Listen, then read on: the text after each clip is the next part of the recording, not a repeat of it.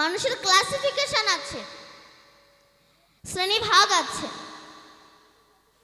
মানুষ হচ্ছে তিন প্রকার, একটি হচ্ছে দেব মানুষ, একটি হচ্ছে শুধু মানুষ, আর একটি হচ্ছে মহামানুষ। তাহলে একই মানুষগুলো জন্মগ্রহণ করে মানুষের ভাগ হয়ে গেল। আমরা তো বলি সবাই মানুষ, অসুবিধা কোথায়? এটা ভুল। যেমন সব জল জল নয়, গঙ্গার জল, সাগরের জল, নদীর জল, পাতকুয়ার জল, পায়খানার প্যানের জল, নর্দমার জল, কোনো জলে পূজা হয়, আবার কোনো জলে পূজা হয় না। আপনি গঙ্গার জল বোতলে রেখে দিন, পোকা হবে না, কিন্তু পুকুরের জল বোতলে রেখে দিন, পোকা হয়ে যাবে। আচ্ছা, আমার সাগরে তো অনেক জল থাকে, ওই জল খেলে কি পিপাসা মেটে?